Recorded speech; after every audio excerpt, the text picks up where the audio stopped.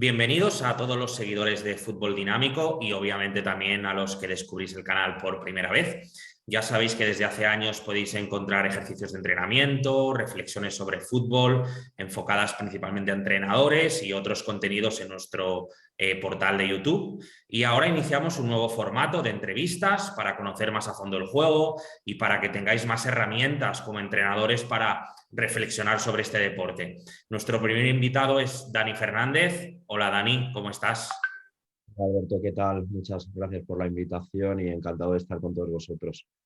Dani Fernández, entrenador nacional, dirigió durante 5 temporadas en el fútbol base del Español a talentos, entre otros, como Marroca, Aaron Martín, Óscar Melendo, por poner unos ejemplos, profesor de la Federación Catalana de Fútbol, profesor de la Real Federación Española de Fútbol también, profesor o ex profesor del máster que hacía el Fútbol Club Barcelona o que sigue haciendo, evidentemente, entrenador de Castelldefels y vinculado a otros clubes como DAM, Mercantil, Gavà y ahora mismo en el Prat. Y seguro, Dani, que me estoy dejando alguna cosa, ¿verdad?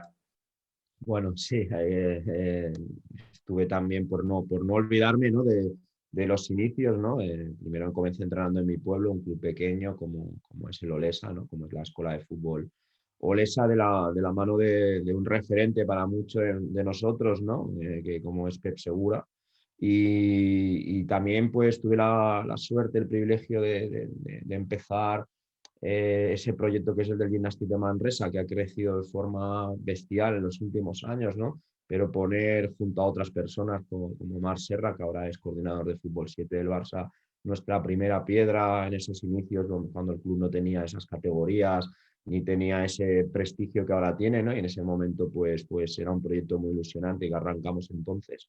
Y también en el Centre Sports de Manresa, ¿no? Donde me dieron la posibilidad de ser director deportivo y también ser entrenador del primer equipo durante un tiempo, que no, me gusta siempre recordarlos, ¿no? Porque aunque es en los inicios, pues muchas veces se olvida, ¿no? que he estado en esos sitios y siempre me gusta ser agradecido, ¿no? Porque son etapas que también pues, me permitieron luego llegar a la selección y sobre todo, como tú decías, al español, ¿no? Que es un poco una de mis ilusiones cuando empezaba en este mundillo.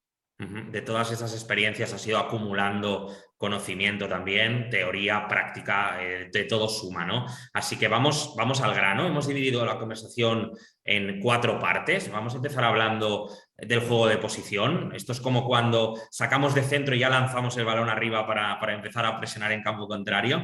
Así que, ¿cómo explicarías el juego de posición y qué lo diferencia de otras maneras de jugar? Bueno, ya sabes que hay muchos debates en torno a qué nombre tiene que recibir, ¿no? Aunque creo que la gente que nos esté viendo, pues sabe a qué nos referimos cuando hablamos de juego de posición, ¿no? Sí que primero me gusta siempre decir que es una respuesta una forma de jugar que surge en un momento dado ante unas determinadas defensas que se plantean en ese momento. Todos lo asociamos pues, a las figuras de Johan Cruyff, de la escuela holandesa, y recientemente pues, la figura de Guardiola, ¿no? que surgen ante esas defensas zonales, de bloques medios no muy presionantes en fase de inicio, con esas líneas conformadas en 3 líneas, reduciendo el espacio mucho por dentro, y el juego de posición surge como respuesta con la intención de tener superioridad en el inicio, de ir encontrando ventajas bien lateralmente o bien a la espalda de la línea que presiona. Lo asociamos a conceptos como los extremos muy abiertos, la aparición de intervalos o de espacios interiores que permitan generar superioridades en un espacio concreto. Lo asociamos a esa separación de los centrales para alargar los saltos de presión de los rivales, ¿no? Lo asociamos a conceptos como atraer mediante la conducción, porque los equipos no son proactivos en la presión y al esperarte tienes que conducir para poder forzar que esas superioridades se manifiesten, ¿no? Y lo asociamos a conceptos como el tercer hombre y todo este tipo de cosas, ¿no? Un poco para situar. Principalmente, Dani, surge de buscar soluciones contra rivales que te ceden la iniciativa y que te reducen los espacios, ¿no? Y que mediante Claro. ese posicionamiento, esa ubicación, intentas llegar a zonas de finalización con garantías, que al final es un poco la lógica del juego, ¿no? Claro, exactamente. Cuando estábamos en el español, con algunos de los responsables de metodología, entonces, bien podía ser Jesús Pérez, asistente de Pochettino, o bien Luis Fradua, o bien Juan Lu Martínez, ¿no?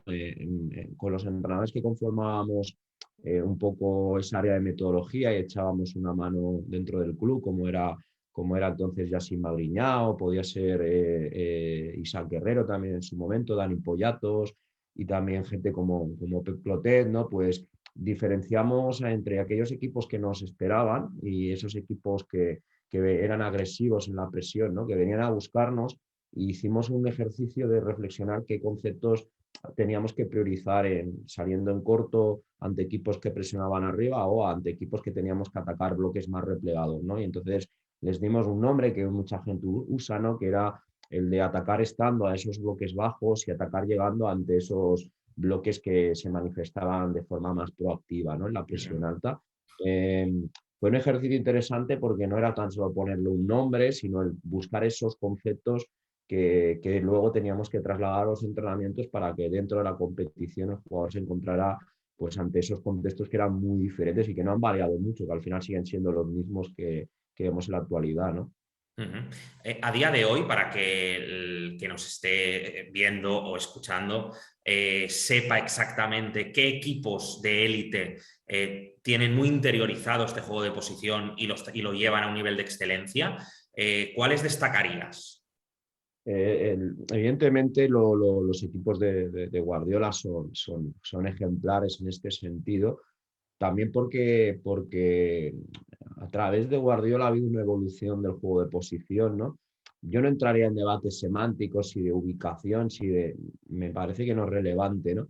Pero sí ante un juego más dinámico, en el sentido de que en los inicios del juego de posición con Cruyff, Van Gaal o Guardiola, las posiciones estaban muy preestablecidas, es decir, los jugadores ocupaban una posición, una demarcación, un espacio muy concreto, y a partir de ahí el balón iba viajando a las posiciones, utilizando un poco una expresión que usaba mucho Juan Malillo, ¿no? Pero en la actualidad los equipos que usan el juego de posición parten de unas estructuras de juego muy dinámicas, que para los que nos vean pues serían en la zona de inicio, sería la zona de la base, que es ese espacio que hay entre los puntas que te presionan y los medios centros rivales, ¿no? Una tercera zona que serían esos llamados cuadrados, que fue una expresión que también Uh-huh. empezamos a usar con Luis Fraduan en español, ¿no? Y luego se ha ido pues popularizando en Cataluña las bandas como espacios de amplitud y la profundidad o el atacar la última línea, ¿no? Entonces ya no, en los equipos de Guardiola y en muchos otros entrenadores del alto nivel, pues lo que se ve ya no es tanto ocupar una posición de forma preestablecida y ser fijo en ella, sino lo que importa que en cada situación los jugadores vayan ocupando el rol que les pide el juego para ir generando, construyendo unas ventajas que aparecen en un momento dado y que los jugadores han de saber atacar. Es un poco la evolución que también están teniendo otros deportes. Hay una frase que dice Brad Stevens, que es el entrenador de la NBA, ¿no? Actualmente es el manager de Boston Celtics, que él dice que en baloncesto no existen las posiciones, que lo que existen es ocupar los espacios y a partir de ahí moverse mucho, tanto jugadores como balón, para desajustar constantemente las defensas, ¿no? Y esto pasa también en fútbol, ¿no? Vemos mucho en el City, por poner solo un ejemplo, no de equipo, pero podríamos hablar de muchos otros, ¿no? Incluso en la Uh-huh. Liga Española, donde se sobrecarga una zona de ataque, por ejemplo, un carril, ¿no? Una banda, se busca generar una ventaja a partir de una doblada, de un movimiento de ruptura, y cuando la defensa sobrebascula porque ha de reaccionar y proteger ese espacio, hay rápidamente un ataque al lado contrario, es decir, se saca el balón de esa zona para ir a un lado contrario, ¿no? Entonces, al final no importa tanto quién ocupa esa posición en amplitud, porque a veces vemos en salidas de balón en la actualidad en que aparece como tercero un medio centro que aparece en la jugada de repente, ¿no? No está tan Uh-huh. estático. Antes esas salidas de tres eran con tres jugadores muy estáticos y ahora vemos, por ejemplo, muchos equipos que salen con tres como el Chelsea o los equipos de Conte, ¿no? Pero, por ejemplo, vemos mucho en en el Athletic de Bilbao, por ejemplo, que aparece un mediocentro de tercero en salida, de repente aparece en esa posición, forzando que su par, el jugador que le defienda, tenga dudas de si salta a esa posición o no, y hay un intercambio de posiciones de los jugadores. Entonces, el juego se ha vuelto mucho más dinámico, más fluido en ese sentido, mucho más de entender el espacio y de entender las ventajas que se producen y atacarlas o sea, siendo valientes en el ataque de esos Ujú. espacios que se dan, ¿no? Eh, Surge una pregunta muy clara con todo esto, ¿no? Que es que se está quizá perdiendo la especificidad, ¿no? Es decir, al final, tú lo comentabas y lo vemos no solo en equipos de Guardiola, sino ya en cualquier equipo. Mediocentros que se incrustan en esa línea de tres, como decías tú, falsos laterales o centrales abiertos, laterales que juegan por dentro como interiores, interiores que a veces rompen al espacio como si fueran medias puntas, buscando los movimientos que genera esos espacios que genera el delantero. ¿Crees que se está perdiendo esa especificidad? Y si consideras, no si es bueno o malo, porque al final esta dicotomía a veces no es acertada, pero sí que puede provocar que el fútbol, al no tener tanta especificidad, sea muy parecido, ¿no? Muy idéntico entre un equipo y otro. a ver, son evoluciones que va teniendo el juego y no quiere decir que dentro de 10 años se vuelva a otro tipo de comportamientos, ¿no? Es decir, el juego va teniendo, es cíclico, ¿no? No es lineal, ¿no? Está en una evolución, evidentemente ha cambiado respecto a los años 60, 70 por la modificación del reglamento, ¿no? Pero el juego es cíclico y lo que ahora nos parece que está en desuso puede convertirse de golpe y porrazo porque un equipo lo usa en una moda, ¿no?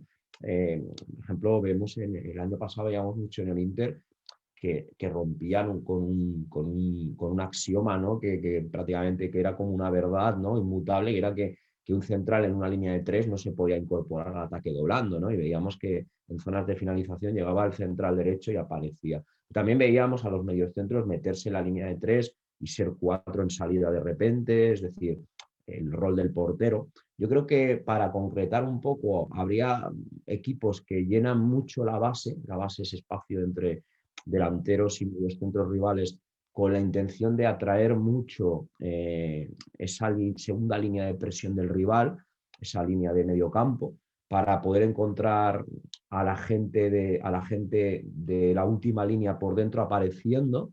Y hay equipos que optan por llenar muchos esos espacios interiores y llevar el balón a ellos. Para eso hay que tener mucha calidad. Y ahí sí que eh, creo que hay una gran confusión de muchos equipos en fútbol base o en fútbol amateur que lo usan, ¿no? Es decir, eso que hacía el Barça de Guardiola por identificarlo con un entrenador concreto para que todo el mundo nos entienda de jugar con un 6 fijo, con dos interiores, etcétera, que ni él mismo ya hace porque sus Sí, variantes, su evolución ha sido muy rica, ¿no? Llevar el balón desde atrás a las posiciones de forma limpia y que los jugadores reciban sin que haya interacción de movimientos es muy difícil porque al final necesitas ser muy limpio en el control, recibir siempre con un buen perfil, tener ya la siguiente jugada pensada, ese tipo de cosas, si no tienes mucho talento y luego una cosa que al final, por suerte en el fútbol hay una cosa que no ha cambiado desde que empezó el juego, que es que si no tienes desborde, todo es muy difícil.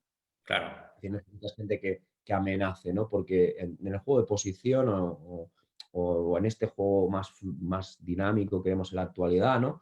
El riesgo cae en que eliminemos a los regateadores, ¿no? Y eso es una cosa que pasa muchas veces en la base, ¿no? Cuando tenemos ese tipo de jugador, ¿no? Que es pequeño, con 9 o 10 años, que es un chupón, ¿no? Porque no queremos que pierda el balón y que nos genere contraataques o queremos que juegue a dos toques o que mantenga una posición concreta, ¿no?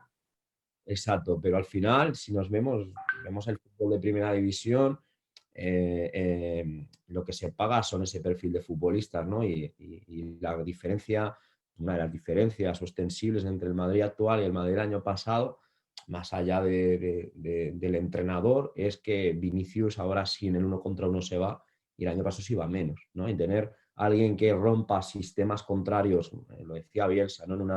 en una formación que daba, ¿no? Que decía, se habían perdido, si se pierden los gambetadores, ¿no? Que es la gambeta, ¿no? Como concepto, si tú tienes eso, tienes mucho. Y eso lo tienen los mejores equipos, ¿no?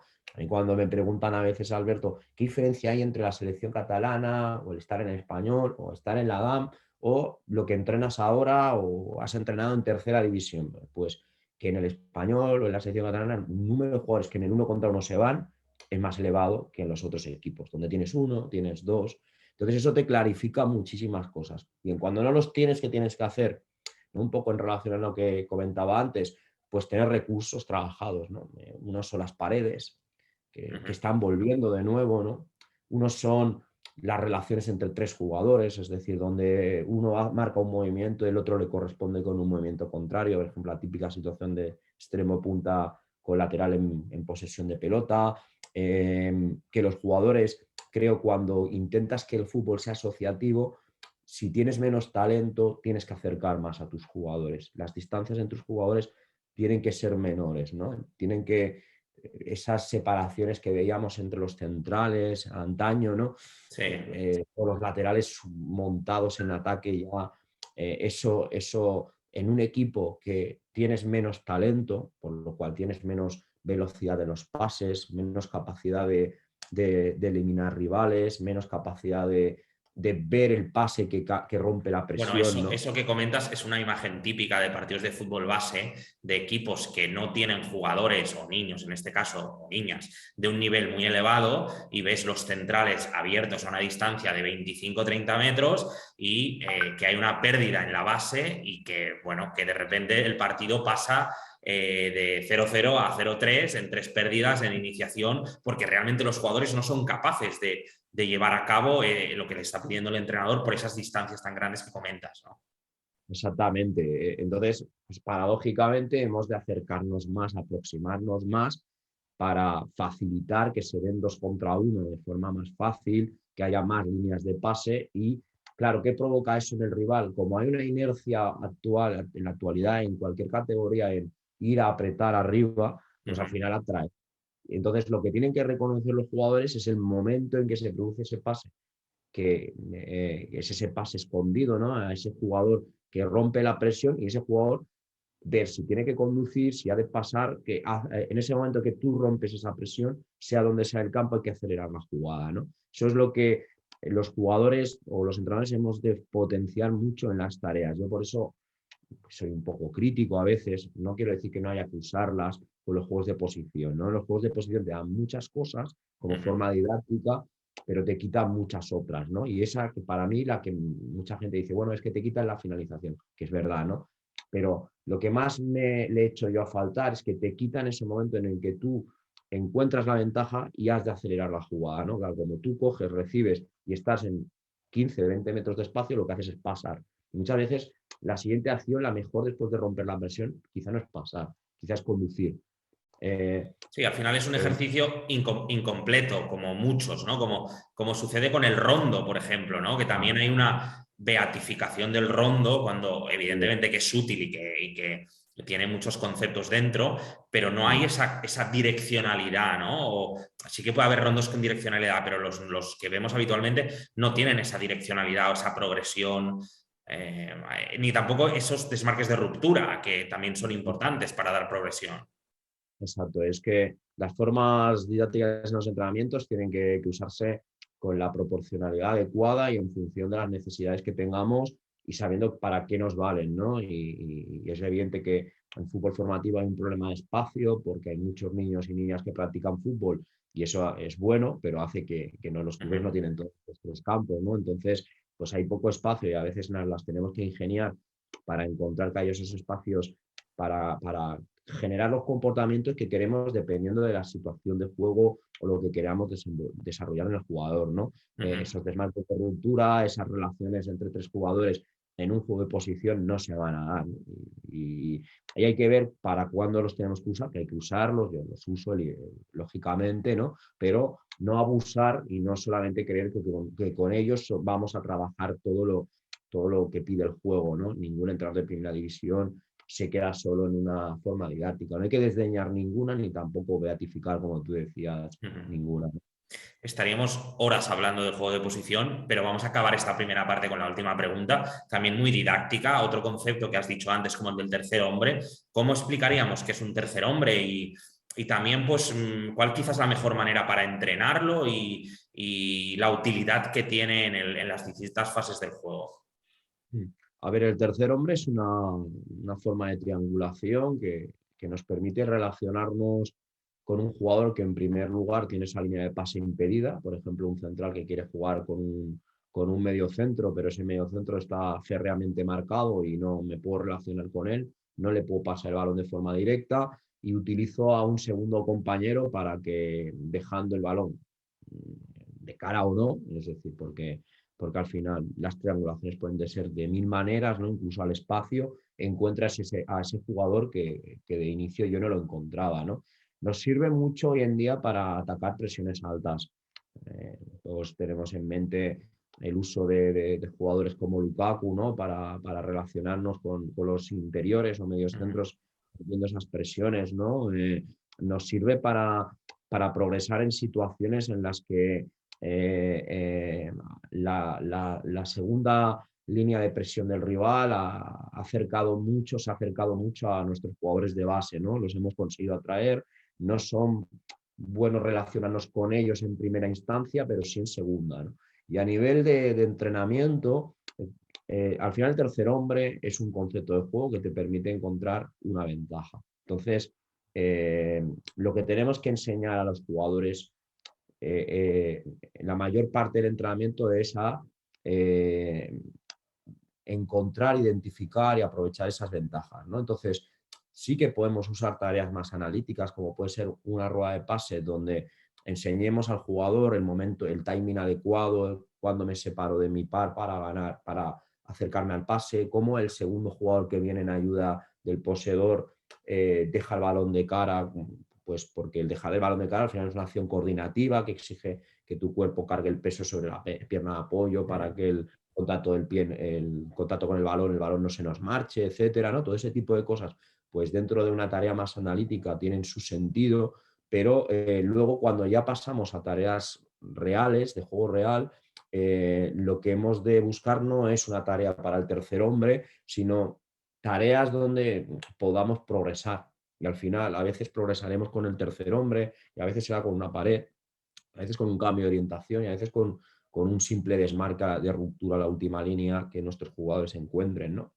Es decir, lo importante es que el jugador no tanto que sepa hacer terceros hombres, sino que sepa que los use en el momento adecuado porque la jugada lo pide, ¿no? Entonces, en el entrenamiento, al final, la gran mayoría de tiempo, nuestros jugadores tienen que pasárselo reconociendo cosas, ¿no? No tanto estereotipando comportamientos muy concretos que sí que han de hacerse de forma analítica, pero que luego han de jugarse. Hemos hablado de esta primera parte del juego de posición, orientado principalmente a cuándo tenemos el balón. Quizás uno de los grandes olvidados últimamente del entrenamiento y del fútbol es cómo defender cuando no lo tenemos, ¿no? No solo a nivel individual, también a nivel colectivo. Hay jugadores con muchas deficiencias a la hora de defender, ya sean unos contra uno, defensa de área o situaciones colectivas de 2 o de 3 jugadores. Iniciando este bloque, ¿qué aspectos se debe potenciar a nivel individual para que un jugador mejore en esta faceta? Si, para un entrenador, ¿qué serían aquellos consejos que debería darle a un jugador para que mejore defensivamente y en cuáles debería poner más el foco? A ver, yo creo que el concepto más básico a nivel defensivo, básico no porque sea sencillo, ¿eh? A veces la gente dice, es que es muy básico. Bueno, pero básico no quiere decir sencillo, ¿no? Para mí el concepto fundamental, porque fundamental de fundamento no es las posiciones básicas defensivas, ¿no? Al final hay tres, simplemente, y son muy sencillas de entender y por consiguiente de trabajar. Se deben trabajar en todas las edades, ¿no? Y se debe hacer un reset en etapas cuando ya son adultos, de dedicarle un cierto tiempo a la semana, ¿no? O cada 2 o 3 semanas. Al final tenemos una posición básica defensiva que es cuando el defensor defiende el balón. que depende en qué zona del campo, en qué situación, pues su salto va a ser de una forma u otra, su carrera va a ser de una forma u otra, y eso se ha de enseñar mucho. En las primeras etapas, al final los jugadores lo que hacen es entran de golpe normalmente, ¿no? Pero cuando ya van creciendo ya no entran de golpe, pero a veces eligen un mal salto, es decir, con su salto potencian más líneas de pase peligrosas de las que eliminan, ¿no? Y eso el jugador es el primer paso para entender luego el pressing, que son los puntos de presión, ¿no? El concepto de puntos de presión. En segundo lugar, hay una segunda posición básica defensiva, que es el jugador que está haciendo ayuda a su compañero que presiona el balón y a la misma vez está marcando a un adversario que es un potencial receptor de balón, que está en una doble función defensiva, en la cual ha de saber ajustarse, porque si se decanta mucho por marcar a su adversario, puede ser eliminado, es decir, puede abrir una línea de pase peligrosa o puede no estar en disposición de ayudar al compañero suyo si es superado, y si ayuda demasiado, no va a llegar al acoso al receptor a su par, que puede ser receptor, ¿no? Y en tercer lugar, son aquellos jugadores que, entre comillas, podríamos llamar alejados, que están a más pases de intervenir en el juego, aunque esto es muy relativo porque si el Laterales balón, contrarios, por ejemplo, muchas por veces. ejemplo, un pivote alejado en la presión, un central, o sea, la línea defensiva cuando está en profundidad defendiendo, ¿no? Que tienen que tener siempre un control, todos los jugadores tienen que tener un control siempre de adversario balón, adversario balón todo el rato, ¿no? Y estar situados entre esa línea imaginaria entre pelota y portería, siempre tienen que estar así. Ahora bien, cuanto más lejos estoy del juego, más puedo obviar una de ellas. Es decir, si yo estoy a 60 metros de intervenir, el control de mi adversario no es necesario que sea tan cercano. Incluso puedo perderlo de vista un poco porque mis compañeros me pueden ayudar y puedo usar el giro de cuello. O sea, mi perfil ya no tiene que estar tan decantado a tener a balón y adversario controlado, ¿no? En cambio, cuando estoy más cerca de intervenir, yo al adversario no lo puedo perder mucho de vista porque puedo quedar eliminado fácilmente, ¿no? Entonces, hay que construir en las primeras etapas y luego repasarlo mucho, tareas donde se trabajen esos tres roles defensivos, el de defensor que defiende el balón, el que está en ayuda y el que está un poco más lejos constantemente, y que el jugador lo entienda de forma muy fácil cómo su perfil cambia en función de si el poseedor está presionado o no, qué orientación tiene el poseedor, o sea, qué orientación, hacia dónde va el juego, qué intencionalidad tiene, si de relacionarse de una forma u otra, y factores de qué jugador tengo delante, ¿no? Distancia hacia mi marca, más cercana o menos cercana, qué posición adopto si estoy en ayuda, más lateralizado o menos. Todo ese tipo de cosas, evidentemente en una evolución, no ha de ser todo en las primeras etapas, sino va evolucionando, al final es básico para luego defender bien y presionar bien, ¿no? Sí, Nosotros al final es generarle al jugador que tenga ese hábito de estar atento a los movimientos y a la intencionalidad del jugador que tiene balón, y por otro lado de saber procesar la información con esos tres conceptos que has comentado. Exacto, y al final se convierte en un hábito, ¿no? Yo siempre en los equipos de la primera semana en defensa es lo primero que hacemos, ¿no? Antes de pressing, de línea defensiva, de relaciones entre líneas, es esto, ¿no? Es decir, este año, por ejemplo, fue la primera tarea que usamos, el año pasado también, es decir, las primeras tareas fueron focalizadas en esto y enseguida el jugador lo coge. Es un concepto muy sencillo y en el que luego hay que pedirles pues, intensidad defensiva, vocación por defender, ganas de defender, ¿no? Todo eso que muchas veces perdemos por falta de no entrenar la defensa, ¿no? Quizá con retos en los entrenamientos, ¿no? También es una manera de motivar y de despertar este interés por defender. Siguiendo en la línea de cómo defender mejor, hablábamos antes, ¿no? Que hay muchos equipos que a la hora de hacer defensas en campo propio acostumbran a dejar las bandas más liberadas para que el rival supere por ahí y llegue para centrar y buscar zonas de finalización. Eso, para el equipo que está defendiendo, le requiere pues, una un dominio de la defensa de área. ¿Qué importancia tiene hoy en día la defensa de área y también cómo trabajarla y qué es lo más importante para ser un equipo? Pongo un ejemplo que es el equipo que más sigo, el Español, que tiene una defensa de área con Cabrera y Sergi Gómez y el resto de defensores, evidentemente, es sensacional. Pues así, sí, sí. Primero, rey del área, rey del juego, ¿no? Que se dice.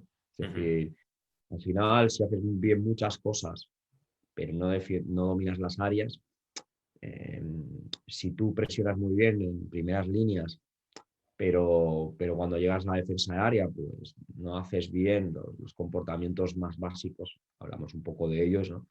Pues al final vas a encajar mucho, vas a encajar mucho. Sí que hay que diferenciar una cosa, ¿no? Es decir, depende de qué equipo entrenes, defiendes el área de forma más estable, por decirlo de alguna manera, es decir, con el bloque más bajo, y si eres otro tipo de equipos, porque presionas muy arriba, defiendes el área llegando hacia atrás, ¿no? Sí. Defiendes llegando, que es más difícil, ¿no? Entonces, cuando yo estaba en el Español, pues lo que más entrenábamos era defender el área llegando.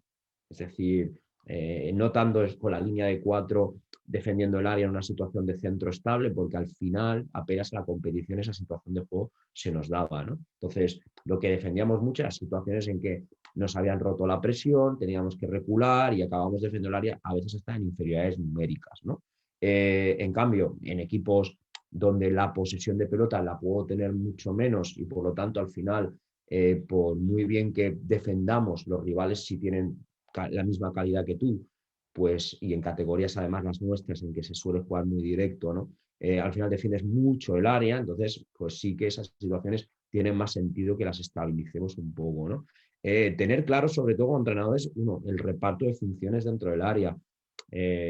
Dos, la importancia del portero, ¿no? Tú hacías mención de lo del Español. Al final el Español juega con una gran ventaja, que tiene a uno de los mejores porteros en juego aéreo del mundo, ¿no? Es decir, pese a la edad Sí, que sí, sí, tiene, sí. sigue siendo uno de los mejores porteros del mundo en el dominio del juego aéreo, ¿no? Es un espectáculo.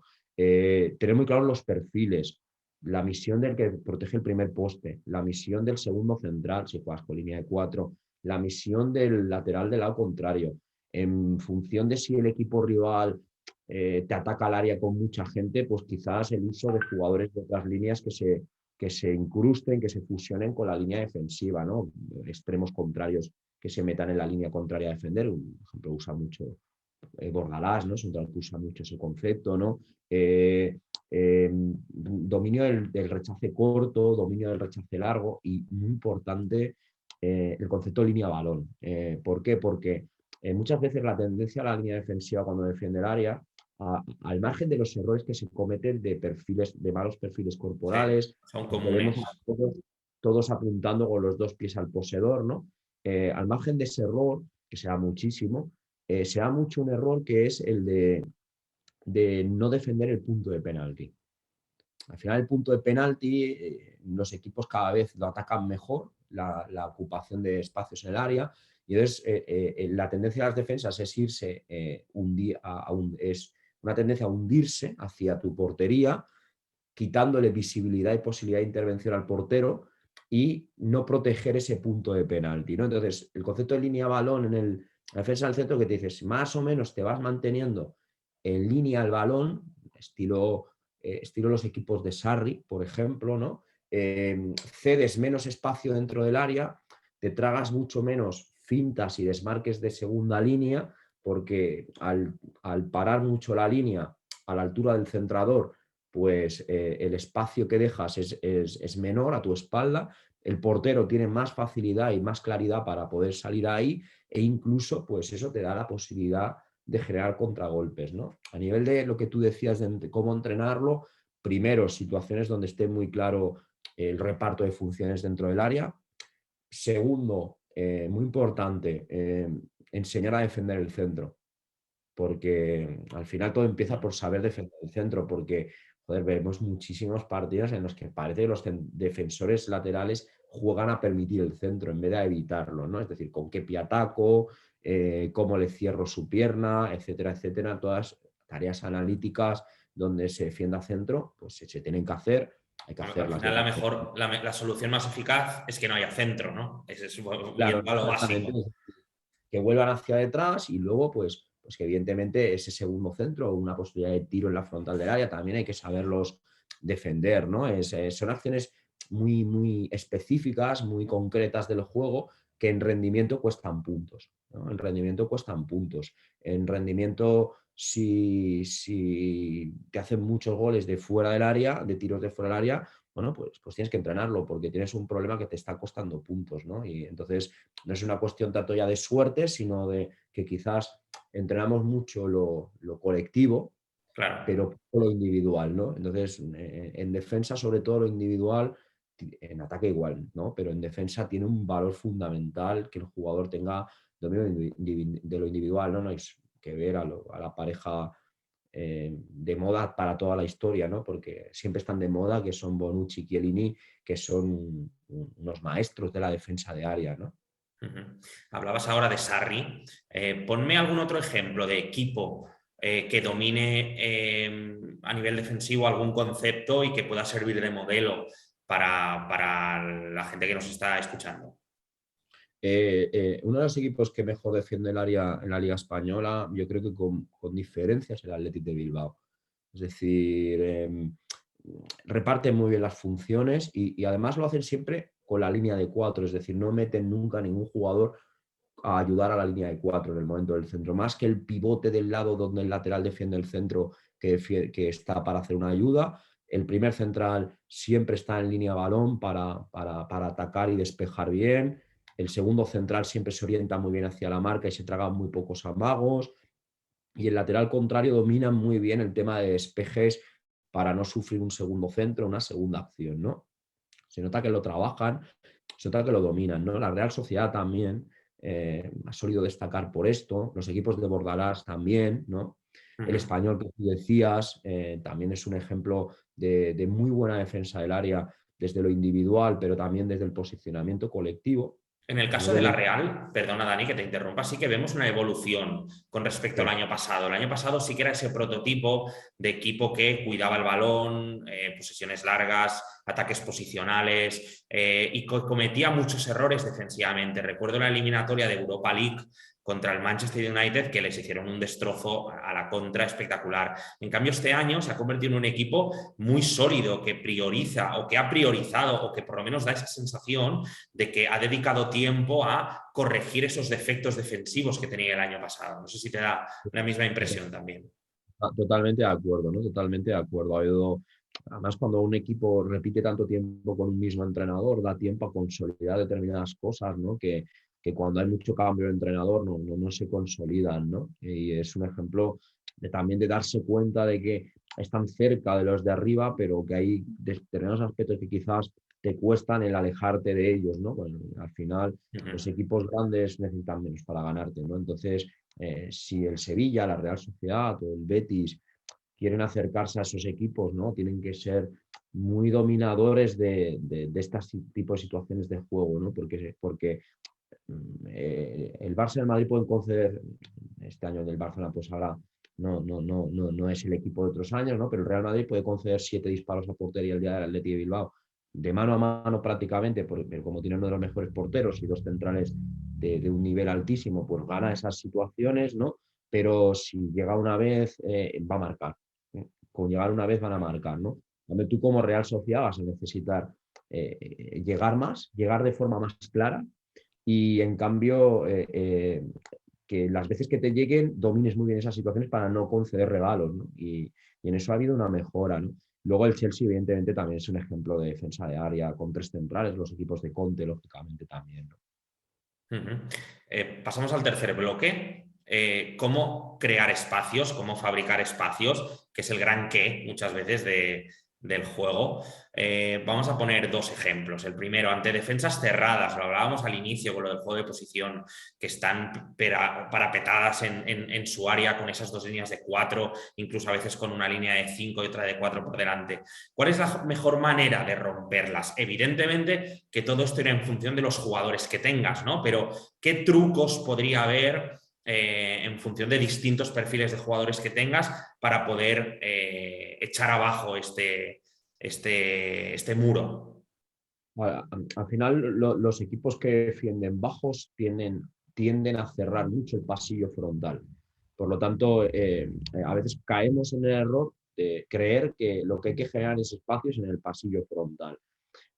Paradójicamente, al excederse en sobrevascular por el pasillo frontal, donde más espacios te permiten es en las bandas, ¿no? Es decir, yo creo que hay que potenciar muchísimo más el entrenamiento del juego de bandas, ¿no? De esas relaciones de 3, 4 jugadores que en la banda, si el rival al bascular no protege bien, vas a generar rápidamente una ventaja y una situación de finalización. ¿Cómo? Uno, primero, evidentemente cada equipo juega con las estructuras, sistemas que desea, ¿no? Pero si juegas con dos, típico lateral extremo, cualquier sistema en que se juegue con dos, ¿no? Pero con el 3-5-2, 3-4-3 también se pueden hacer, ¿no? Relaciones en las que, por ejemplo, el lateral extremo no esté a la misma altura, que entre el pase diagonal, ¿no? Eso primero que obligaría, pues que los mediocentros estén muy cercanos entre ellos en el pasillo frontal, muy de inicio, muy cerrados, para cerrar más al rival hacia adentro.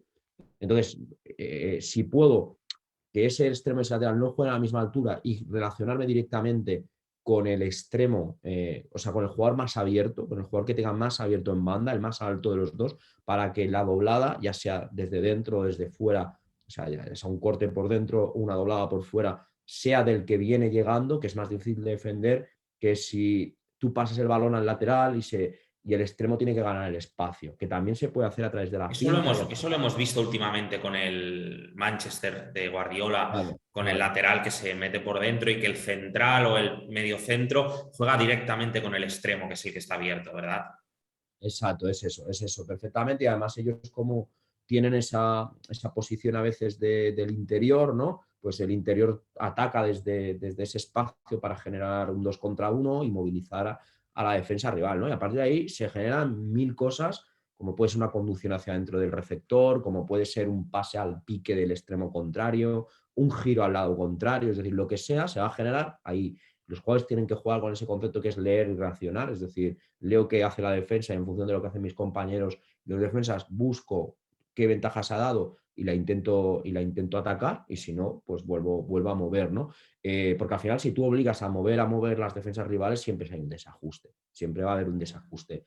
Siempre hay un jugador que no cierra de más, un jugador que cierra de menos, un jugador que persigue movimiento. Por eso es muy importante. El siguiente concepto ahí son las relaciones de tres, ¿no? Las relaciones de tres que implican, hablamos del lateral y extremo, pero si a esa línea de 4 rival, lateral y extremo se mueven muy bien, o sea, el lateral está más cerrado, el extremo está más abierto, llega alguien de atrás, etcétera, pero alguien tiene que atacar esa profundidad. La defensa se tiene que creer que la queremos atacar de verdad. No podemos mover el balón por mover, ¿no? Entonces, si por ejemplo tú tienes al extremo abierto y juegas desde el medio centro hacia adentro y el lateral va a aparecer, pero ahí, en ese momento, en ese intervalo entre lateral y central, hay un punta que rompe o un interior que rompe y se genera ese sentimiento en la defensa de me están atacando de verdad, eso genera en la defensa la sensación de miedo, la sensación de cerrar, de sobredefender, de sobrevascular toda la línea y entonces o les hacemos daño, ¿no? Y los jugadores decimos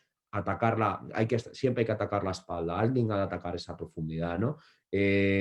Luego también ese juego interior, si tú mueves mucho hacia afuera, al final el juego interior puede aparecer. Es decir, a veces es importante el volver atrás, ese pase hacia atrás que parece muchas veces que no es para nada, pero que muchos equipos, por ejemplo, los equipos de Chervi, ¿no? Lo usan mucho, los equipos de Marcelino también, que es juego hacia atrás, sale la línea defensiva y la línea de medios, en ese momento se provoca ese desajuste y aparecen jugadores puntas o extremos hacia adentro a Por recibir, dentro. dejar de cara y se generan esas relaciones de 2 o 3 jugadores muy coordinadas, ¿no? El otro día en el Osasuna Athletic de Bilbao, ¿no? Esas constante, el extremo aparece dentro del punta, rompe ese espacio que ha dejado, si el lateral recibe muy bajo, igual el pivote se abre mucho, es decir, coordinaciones entre 3 o 4 jugadores que hagan dudar a los que están dentro del rival de si cerrarse más o atender a esos saltos, ¿no? Yo recuerdo en un partido contra el Barcelona, llevándolo Sergi Milà, ¿no? Un gran entrenador formador del Barça, ¿no? Que ellos ante un bloque muy zonal, nosotros muy medio bajo, ¿vale?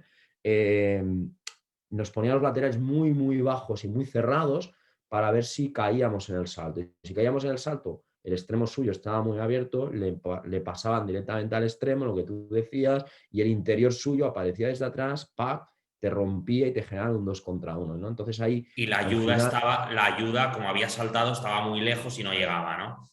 exactamente. Al final tenías que ser menos activo en esa defensa, venirte más para atrás. Lo que pasa es que, claro, cuando concedes tantos metros a esos rivales, siempre pues puedes caer en 1 contra 1, bueno, es que esos equipos son capaces de desbordarte en 1 contra 2, 1 contra 3. Entonces, al final, acabas sin querer defendiendo bajo, ¿no? Tú también. Entonces, a veces el ir para atrás, que muchas veces el puro, hostia, ¿por qué van atrás? No, pues vas atrás para intentar hacerlos venir un poco, ¿no? Que salgan, ¿no? Y a ver si en ese salir encuentro un desmarque a la última línea o llegar conceptos. Y a veces, Alberto, no hay que rasgarnos las vestiduras si hemos de jugar en largo sobre un punta para que peine y atacar los espacios. Es decir, es fútbol lícito y legítimo también, y al final el fútbol se trata de provocar una ventaja y aprovecharla, y eso de cualquier manera es legítimo, ¿no? El hacerlo.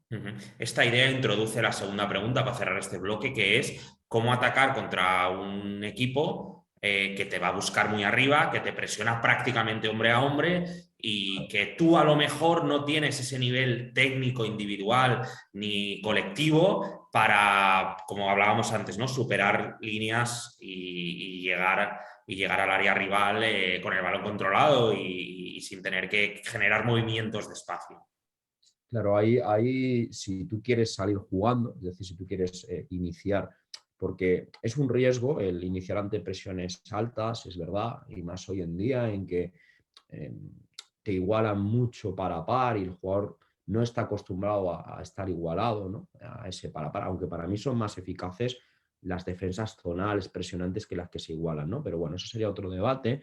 Ante esos equipos que te vienen a buscar, tú ya no tienes tanto que provocar que te vengan, ¿no? Sino que lo que tienes es que ajustar las distancias para que se puedan conformar 2 contra 1, ¿no?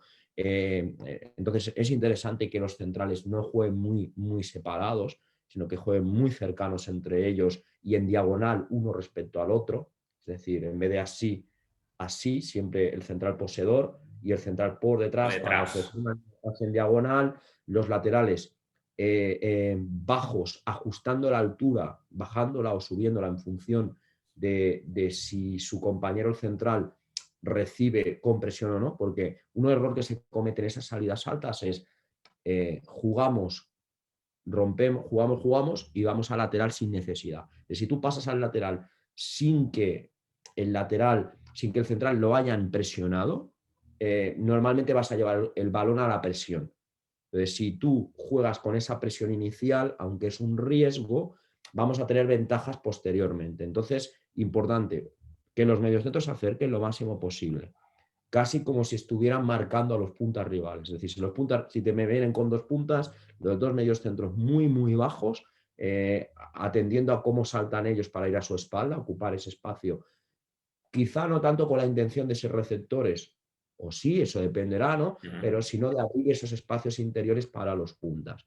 Realmente, cuando haces eso y provocas esos 2 contra 1, hay un recurso también que se usa mucho, no me lo quería dejar, que es el de la planta del pie, ¿no? Que lo vemos ya, eso era inverosímil, ¿no? Hace unos años, hubiéramos visto a un central nuestro pararla con el, bueno, yo hubiera visto a Luis López hacer eso con la planta del pie, le hubiera pegado una bronca, ¿no? Y hoy en día los centrales en primera división vemos muchos que se paran, se detienen con la planta del pie. Claro, eso te Esperando a ver qué sucede, ¿no? venme a buscar, ¿no? Venme a buscar, Sí. En ese momento, ¡pam!, te genero el 2 contra 1, ¿no? Entonces, si, como ya es activa esa presión, a veces eso no es necesario, pero tampoco es necesario que tú salgas conduciendo. Es decir, ese de, hay que conducir para atraer, bueno, pero si ya vienen, no hace falta conducir para atraer. A lo mejor es, me paro, yo espero que venga y juego el 2 contra 1, ¿no? Entonces, sí que es importante que cuando tú has roto esa presión, esa primera línea de presión, esa segunda línea de presión que te ha venido a igualar, se va a generar una situación, lo que te comentaba antes que le decíamos en el Español, que era atacar llegando. Es decir, yo tengo una situación muy parecida a un contragolpe.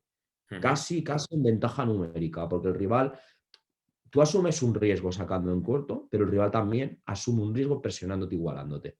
Sí, Porque sí. si tú rompes eso, es un contragolpe. Y mucho espacio por delante para correr. Claro, y si tú eres el Español, eres el Athletic de Bilbao, eres el Betis, eres un equipo de nivel medio, a que no se nos ofenda a nadie, Sí, Berto y yo somos de un equipo que es de nivel sí, medio, sí, sí, ¿no? sí.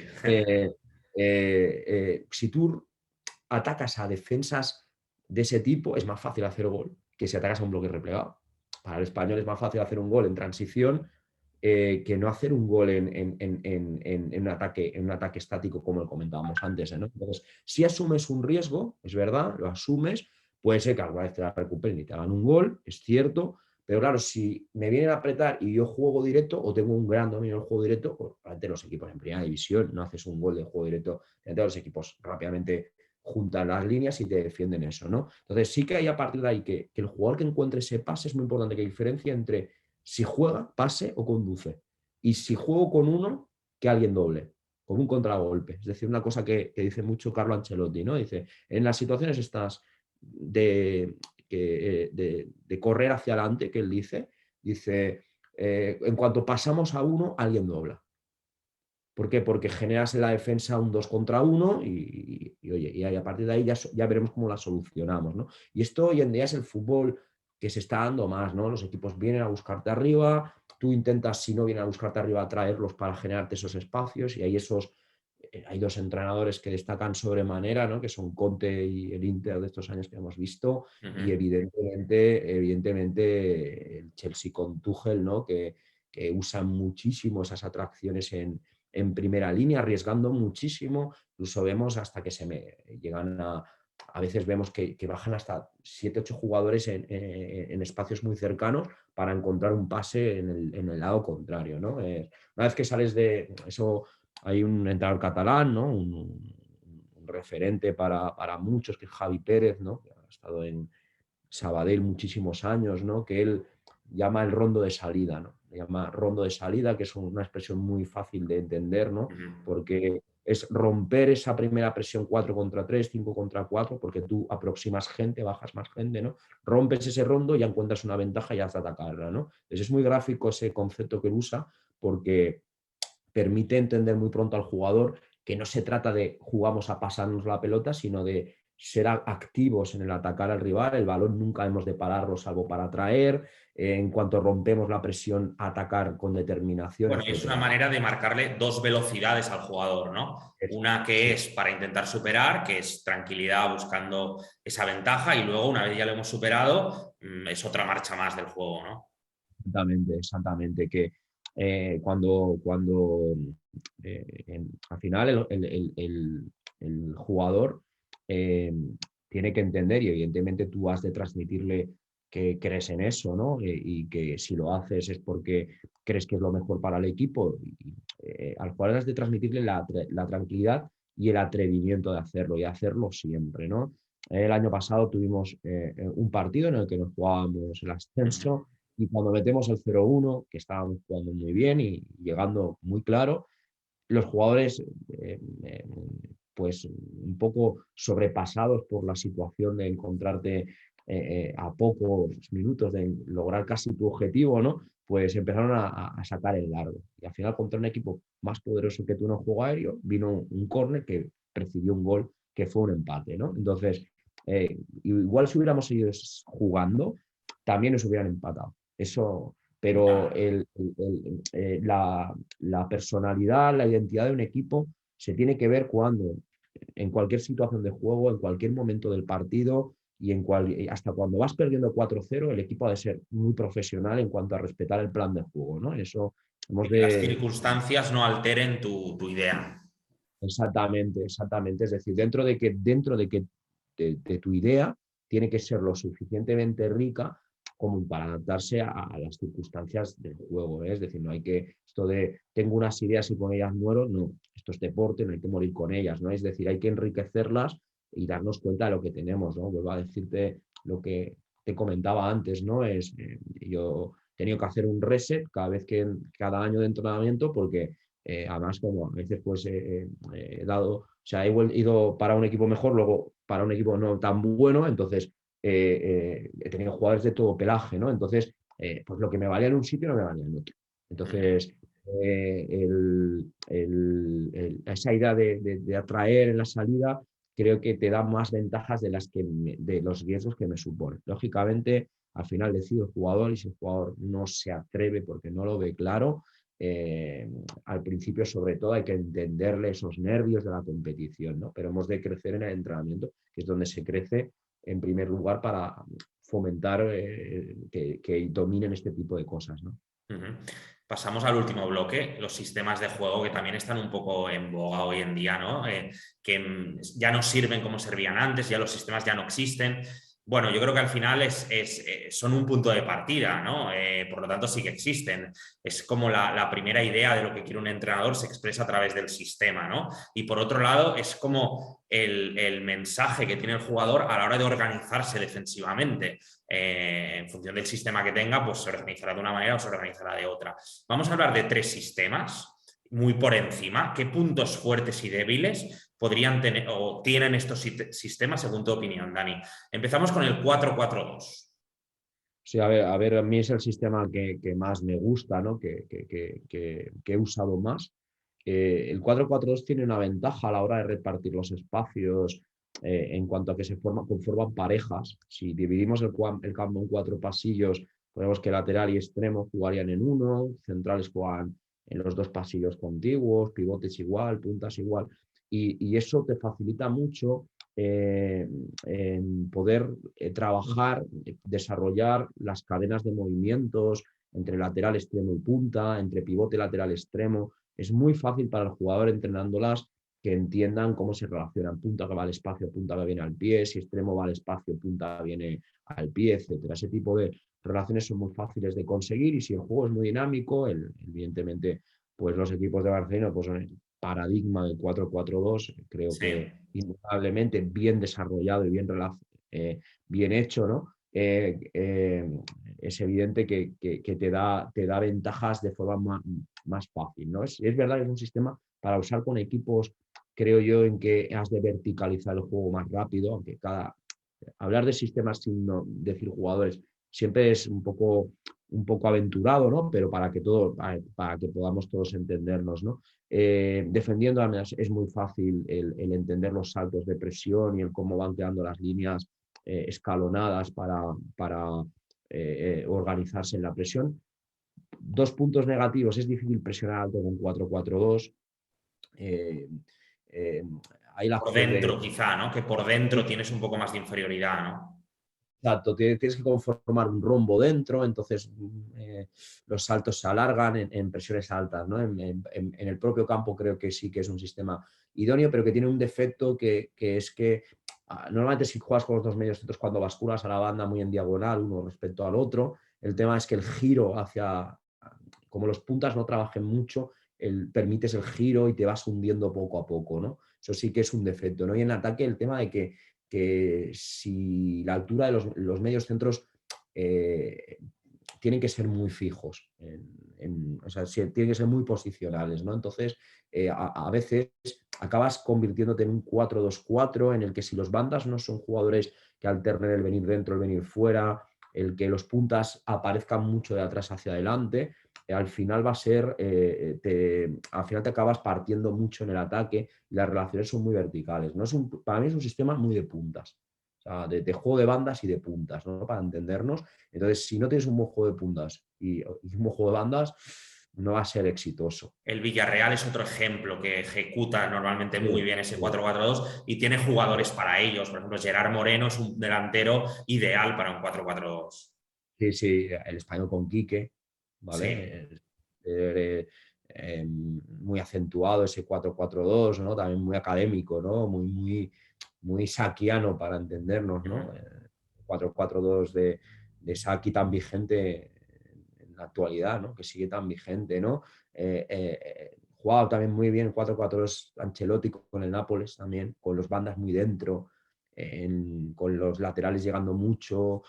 Bueno, era un equipo muy acostumbrado a tener la pelota, pero que además que le dio esa riqueza de meter cuatro por dentro. Pellegrini, los equipos de Pellegrini, que ahora está más con 4-2-3-1, ¿no? Pero a veces ha hecho 4-4-2 con ese cuadrado por dentro, con las bandas dentro, ¿no? Que lo intentó probar en el Real Madrid cuando empezó, luego cambió más Sí. a 4-2-3-1, ¿no? Pero que también era con Villarreal muy, muy bonito de ver, ¿no? Porque Ujú. iban generando muchas cosas sin necesidad de mover muchas piezas de su espacio inicial, ¿no? Ujú. Pasamos al 4-3-3, también quizá un sistema asociado mucho, ¿no? Al juego de posición, parece que que sea indisoluble, ¿no? Uno con otro. ¿Qué puntos fuertes y débiles tiene este 4-3-3? A ver, depende cómo juegas evidentemente hay el 4-3-3 con los extremos muy abiertos. Ese es un 4-3-3 de un tipo, y hay otro 4-3-3 en donde los extremos juegan muy por dentro. Entonces, la presencia de interiores te permite que los laterales puedan ser muy altos. Eh, ¿Por qué? Porque al final tú, al jugar con tres jugadores por dentro, si juegas con ese 4-3-3 con extremos por dentro, puedes meter los laterales muy arriba de inicio, porque en los inicios de juego te pueden ayudar los tres de medio campo, los dos interiores y el medio centro. Tienes riqueza para meter dos en un momento dado en la base, o meter solo uno, dependiendo de cómo presiona el rival. Puedes jugar con un extremo dentro y otro fuera. Es decir, si es un sistema más posicional, da la sensación de ser más positiva, pero claro, tú ves el Chelsea con Mourinho, con 4-3-3, claro, nos rompe todo este discurso, porque era un equipo vertical en las relaciones, ¿no? Que dejaba dos extremos muy abiertos, pero normalmente juega mucho con la diagonal cambiada al lado contrario. Y hay otro recurso que te da el 4-3-3 muy rico, que no te da el 4-4-2, que es la doblada de los interiores, ¿no? El hecho de que el interior pueda doblarte por dentro, es decir, como hace mucho el Manchester City, ¿no? Esa posición de los interiores doblando por dentro si juegas con los extremos muy abiertos y los laterales más cerrados, ¿no? Que te permiten generar muchas situaciones de 2 contra 1. Es un sistema también, creo que las relaciones están son fácilmente reconocibles por los jugadores. Triángulos, ¿verdad? Exactamente, ¿vale? Las distancias no suelen ser muy largas, es decir, yo creo que tiene muchas cosas buenas, y evidentemente tienes el perfil de futbolista para hacerlo, ¿no? Si no lo tienes, es evidentemente en función de las plantillas y tus gustos, ¿no? Pero si tienes esas posibilidades, te da mucha presencia de jugadores por dentro siempre, que obligan a cerrar mucho al rival por dentro y sorprender por fuera, ¿no? Aunque vimos el otro día planteamiento de Quique con el Getafe ejemplar, ¿no? En el Real Madrid Getafe, no el Getafe Real Madrid, ¿no? De si tú me quieres jugar por dentro, pues yo aún te cierro más dentro, y como el Real Madrid tiende, cuando no juega Vinicius, a jugar sin parejas fuera, porque los extremos juegan muy por dentro, Sí. al final acababa llegando uno, el Getafe saltaba con el banda y no con el lateral al que llegaba del Madrid, y la línea de 5, creo que fue de 5-5-3-2, disculpad, en ningún momento la movilizaron, ¿no? Y eso ahí, pues, chapó para Quique, ¿no? Por el planteamiento, y que te demuestra que muchas veces tu propia virtud es a veces por lo que vas a morir, ¿no? Lo que te mata son tus propias virtudes, ¿no? En el juego. Ujú. Ya has introducido el siguiente y último sistema, que es este 5-3-2 o 3-5-2 en función de la altura de los laterales. Un sistema también que en los últimos años se está utilizando mucho. ¿Qué te da este sistema? A ver, es un sistema que a mí me gusta más en ataque que en defensa.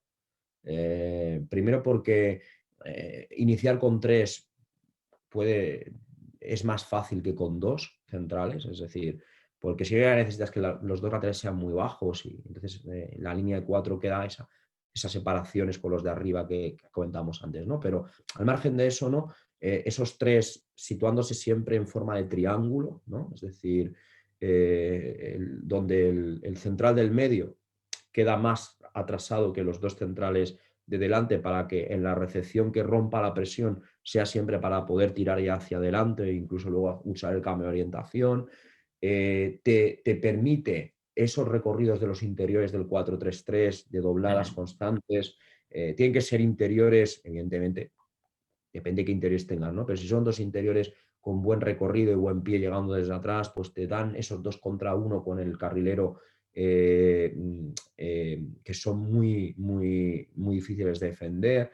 No pierdes juego de puntas, porque al tener dos puntas siempre que si juegan de forma coordinada, pie y espacio constantemente, no necesitas ocupar mucho esa zona de cuadrados porque ya pueden aparecer uno de ellos desde atrás, descargar de cara y el interior atacar los intervalos. A mí me gusta menos defendiendo, me gusta menos defendiendo. Me gusta menos defendiendo porque, o sea, me gusta menos defendiendo sí y no. O sea, si hago presión alta, me gusta más, porque puedo meter hasta 7 jugadores en campo contrario. Puedo arriesgar, ¿no? En que un carrilero se incorpore a la presión en el lado fuerte y jugar con la altura del otro, ¿no? Pero en propio campo, si no tengo 3 medios centros de mucho despliegue físico y que puedan salir a hacer ayudas a los carrileros y han de saltar y a generar esos 2 contra 2, al final tengo que sacar mucho a los centrales. Entonces, no me acaba de gustar eso, ¿no? Claro, Claro, hay un ejemplo ahí, te pongo una situación que se ha dado en algunos partidos, que es pues un equipo que saca el balón jugado desde atrás, que baja mucho a los laterales y que son tus laterales los que tienen que saltar, pero también juega ese equipo con extremos y entonces tus centrales se quedan en uno contra uno sin ayudas, muy desprotegidos, ¿no? Es un poco uno de los déficits de este sistema. exacto, ahí hay hasta una, dos, si saltas con el interior, pues entonces le haces unos saltos larguísimos que igual le reciben a su espalda. Luego, una solución, dices, bueno, pues uno de los 2 puntas que defienda como cuarto, ¿no? Que lo hace mucho Allegri, ¿no? Con uno de los puntos cuando juega 5-3-2, ¿no? Pero claro, entonces pierdes mucha contra, porque solo tienes un jugador arriba, al final acabas defendiendo muy hundido, sí que ya tienes ayudas en banda más claras sin sacar los pivotes, pero entonces al final defendiendo en propio campo, pues a veces yo creo que el 4-4-2 es el que más facilidad tiene para responder ante cualquier eventualidad, ¿no? Lógicamente, tener 3 centrales en la defensa área da mucha riqueza, tener 3 centrales en el juego aéreo da mucha riqueza, ¿no? Por lo tanto, al final es un sistema que se usa mucho en la actualidad por algo, ¿no? Es verdad que hay esta variante de jugar 3-4-2-1 muy, muy Chelsea, ¿no? Y jugar solo con un punta, pero es un sistema, a mí me gusta también mucho, me gusta mucho poder jugar con líneas de 3 en inicio, por esas ventajas que te da, ¿no? Pero al final, el fútbol de hoy en día y el fútbol de antes, ¿no? En el último año que estuve en español con el KDTA, que fue esa generación de oro, ¿no? Estaba Óscar Melendo, Víctor Campuzano, estaba Paul Lirola, Pablo Maffeo, Luis López, Aaron Martín, o sea, un porrón de jugadores que han llegado a la élite, ¿no? Javi Navarro, es decir, ¿no? Un montón de jugadores que han llegado arriba, ¿no? Jugábamos en defensa 4-4-2, pero en ataque siempre jugábamos 3 iniciando el juego, 2 laterales, 2 extremos por dentro, un 9 que era Víctor, y entonces un solo 6 y Melendo jugando un poco donde le daba la gana, ¿no? Es decir, jugábamos 3-3-3-1, ¿no?